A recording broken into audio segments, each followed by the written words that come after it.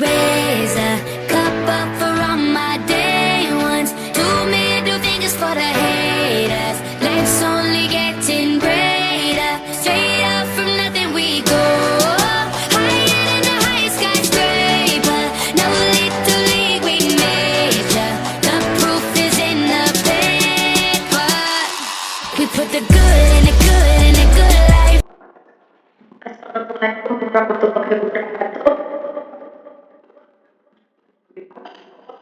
Selamat pagi Ibu dan teman-teman sekalian. Perkenalkan saya ada Putri Triyanti dari NU 6315 dan rekan saya yang bernama Wakil Lidah dari NU 6312 dan terakhir ada Zaki dengan NU 6315.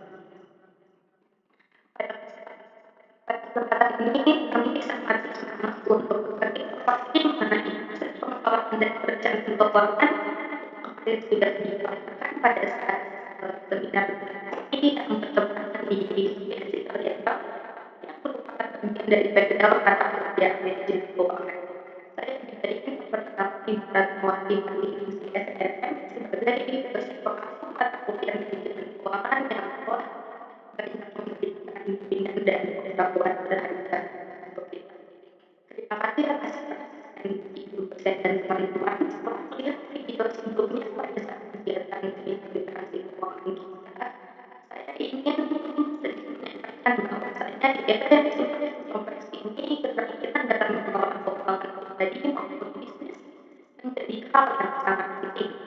Melalui video tersebut, kita akan membahas bagaimana literasi keuangan dapat membantu kita membuat keputusan yang lebih bijak dalam mengelola keuangan, merencanakan masa depan, serta mencapai tujuan finansial dengan lebih efektif. Harapannya video penjelasan tersebut setelah seminar kemarin bisa memberikan wawasan yang bermanfaat bagi kalian dan dapat menjadikan langkah awal juga untuk membentuk kondisi finansial kita sendiri. Oke, mari kita masuk ke materi pertama, yaitu penjelasan mengenai perencanaan dan pengelolaan keuangan. Menurut teman-teman, apa sih perencanaan dan pengelolaan keuangan itu? Jadi teman-teman, perencanaan dan pengelolaan keuangan adalah proses perencanaan, mengelola, serta mengawasi aliran keuangan untuk mencapai tujuan keuangan secara efektif dan efisien. Perencanaan dan pengelolaan keuangan melibatkan proses strategis untuk mencapai tujuan finansial individu atau organisasi. Ini mencakup perencanaan anggaran, pengelolaan utang, tabungan, dan investasi. Dengan perencanaan yang matang, seseorang dapat menentukan prioritas pengeluaran, menghindari utang berlebihan, serta mempersiapkan dana untuk kebutuhan masa depan seperti pendidikan dan pensiun misalnya. Kunci dalam pengelolaan keuangan juga masuk dalam literasi keuangan, perencanaan yang baik, dan sikap disiplin terhadap keuangan. Investasi yang bijak juga sangat penting untuk meningkatkan kekayaan melalui pembentukan nilai aset. Selanjutnya, materi yang dipaparkan oleh Bunda.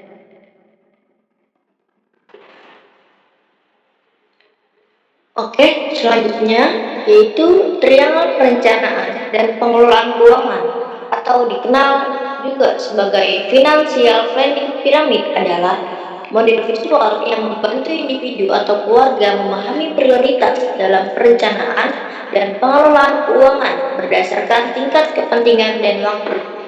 Secara umum, piramida ini terbagi dalam beberapa lapisan utama, yang dimulai dari dasar sebagai fondasi keuangan hingga puncak sebagai tujuan keuangan jangka panjang. Berikut adalah struktur piramida tersebut. Yang pertama, lapisan dasar, perlindungan keuangan. Lapisan ini merupakan dasar dari piramida yang menekankan pentingnya keamanan finansial. Perlindungan keuangan meliputi dana darurat, yaitu menyediakan likuiditas untuk mengatasi keadaan darurat atau pengeluaran tak terduga. Yang kedua, asuransi, yaitu melindungi dari resiko seperti asuransi kesehatan, asuransi jiwa, dan asuransi kecelakaan. Yang ketiga, fokus utama pada lapisan ini adalah untuk melindungi diri dan keluarga dari resiko keuangan. Untuk triangle yang kedua, yaitu lapisan menengah, investasi dasar. Setelah perlindungan terpenuhi, lapisan ini bertujuan untuk membangun stabilitas keuangan. Beberapa hal yang termasuk dalam lapisan ini adalah pengelolaan utang. Mengelola utang agar terkendali dengan memprioritaskan pembayaran utang berbunga tinggi. Investasi dasar, mulai berinvestasi untuk tujuan jangka pendek dan menengah, misalnya untuk liburan, dana pendidikan, atau membeli kendaraan. Lapisan ini membantu individu menikmati finansialnya dengan memperhatikan pengelolaan utang dan investasi yang sederhana. Lapisan yang ketiga adalah lapisan atas, yaitu akumulasi kekayaan. Di lapisan ini fokusnya adalah untuk mengoptimalkan kekayaan. Empat tindakan yang termasuk ada investasi jangka panjang seperti investasi di pasar saham, reksadana, atau properti untuk meningkatkan kekayaan. Ada tabungan untuk pensiun, yaitu mempersiapkan dana pensiun agar masa tua lebih terjamin. Tujuannya adalah memastikan keuangan yang stabil dan tumbuh dalam jangka panjang. Triangle yang keempat ada puncak piramida, distribusi kekayaan dan warisan. Lapisan terakhir adalah distribusi kekayaan yang berfokus pada transfer aset kepada ahli waris atau perencanaan warisan, seperti aset atau terus aset. Perencanaan perpajakan agar distribusi kekayaan efisien dan legal. Lapisan ini penting bagi individu yang ingin memastikan bahwa kekayaan yang diperoleh selama hidup mereka akan bermanfaat bagi keluarga atau yang mereka di masa depan. Dengan mengikuti piramida ini, seorang dapat memiliki pendekatan yang terstruktur dalam mencapai tujuan keuangan mereka, dari dasar perlindungan hingga akumulasi dan distribusi kekayaan.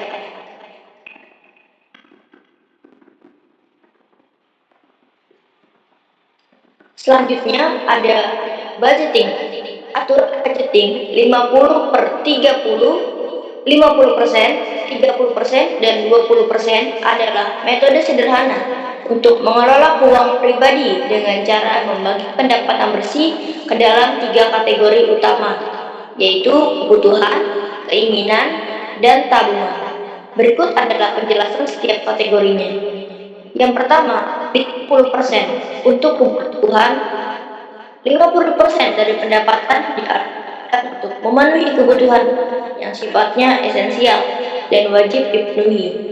Kebutuhan ini meliputi pengeluaran yang tidak bisa dihindari dan penting untuk kehidupan sehari-hari, seperti biaya tempat tinggal, itu bisa untuk sewa atau cicilan rumah.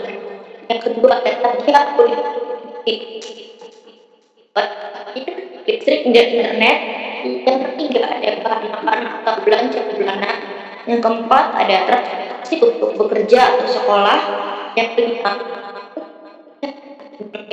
sifat wajib. Ujian ini adalah memastikan bahwa kebutuhan utama terpenuhi agar kehidupan tetap berjalan tanpa terjadi masalah keuangan. 30% untuk keinginan.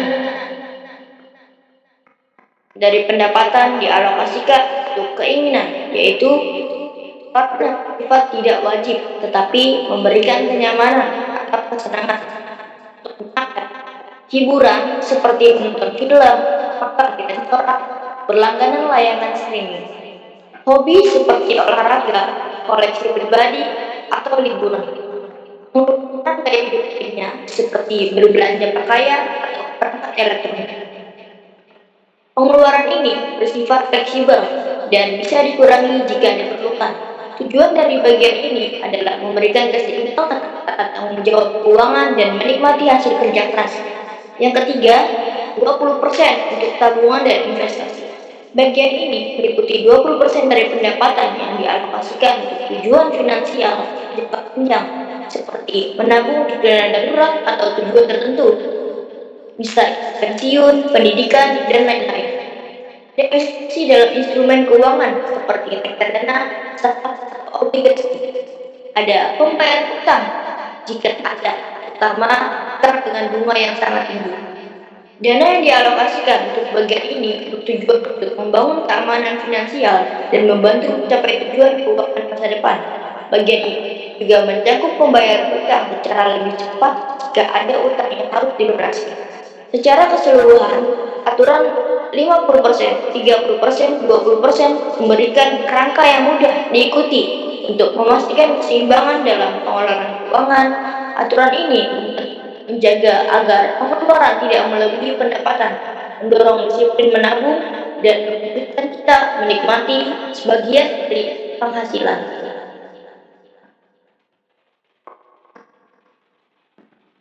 Selanjutnya ada pasar modal adalah sebuah sistem atau tempat yang mempertemukan para pelaku yang membutuhkan modal efisien dengan para investor yang memiliki modal. Di sini, suatu berharga seperti saham, obligasi, dan instrumen keuangan lainnya diperjualbelikan.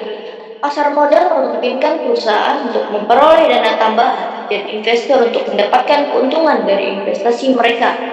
Pasar modal juga berperan penting dalam menggerakkan ekonomi negara karena dapat mengalirkan dana dari pihak yang memiliki kelebihan dari investor ke pihak yang membutuhkan dana untuk ekspansi atau operasional. Selanjutnya akan dijelaskan oleh Sakti.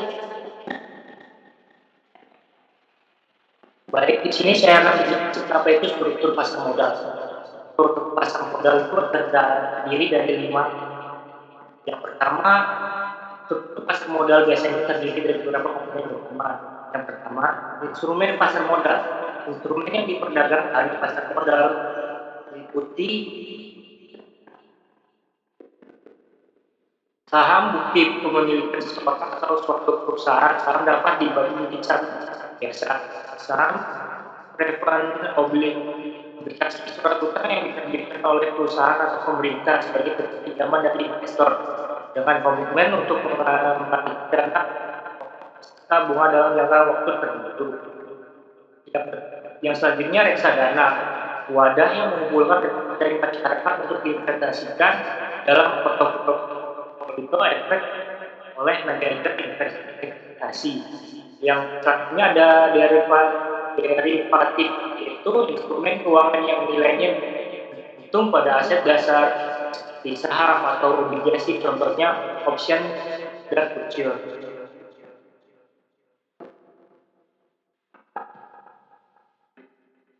Yaitu misalnya sebuah kata, without planning and the right step you can build a better and more stable financial future. Next.